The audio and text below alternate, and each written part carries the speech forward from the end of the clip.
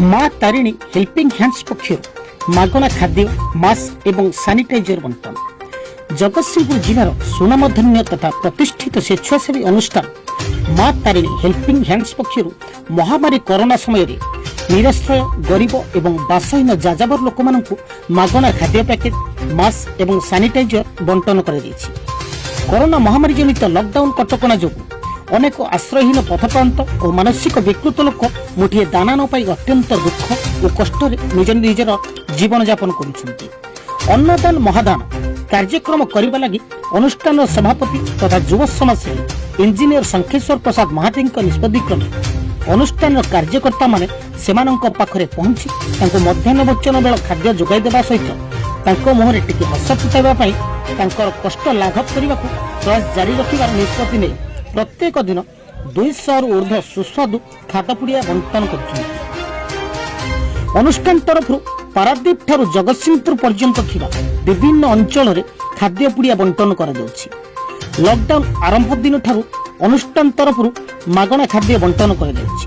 एही कार्यक्रम लॉकडाउन थिबा पर्यंत चलिबो बोली अनुष्ठान पक्षरु कहिसंती।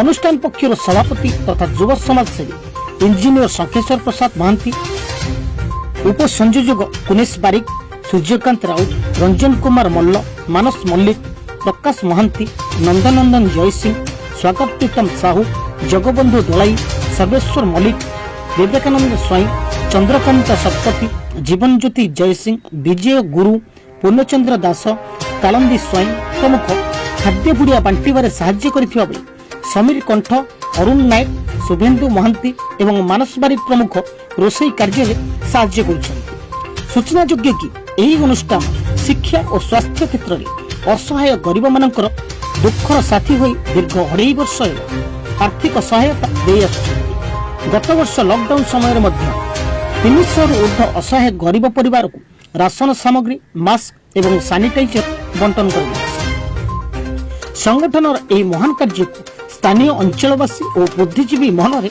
अत्यंत प्रशंसा कर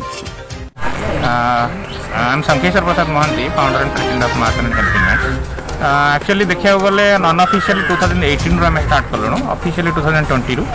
तो ये संगठन मूल उद्देश्य हूँ गरीब असहाय लोक मानक शिक्षा और स्वास्थ्य क्षेत्र में आर्थिक सहायता देवा। किंतु ये जो लॉकडाउन टाइम रे आम देखलु जे बहुत पथप्रांत आश्रयहीन लोक अच्छा पागल लोक अच्छा जो खाद्य मिलूनी से भोकरे उपास पड़ी रोचे रास्ता कड़े। तो आम गोटे प्रोग्राम स्टार्ट लगी अन्नदान महादान राइट से ही प्रोग्राम अंडर आम लॉकडाउन जब स्टार्ट है कंटिन्यू करूँ फ्री फूड पैकेट डिस्ट्रीब्यूशन करूँ। आज आप भी देखी थे ये आम मास्क सानिटाइजर भी डिस्ट्रीब्यूशन कलु।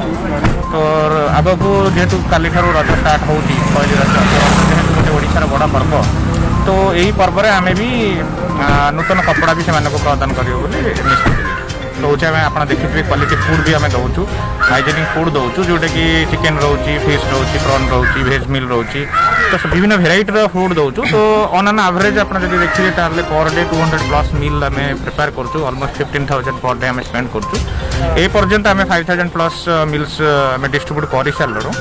तो पर्टिकुलरली आप देखिए जगतसिंहपुर जिला टोटाल आम कभर करूँ पारादीप रू जगतसिंहपुर।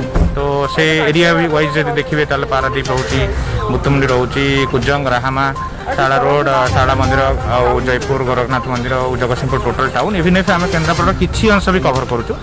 गोटे गाड़ी आम चलता आज देखो 2टा गाड़ी भी डिस्ट्रीब्यूट करुँची।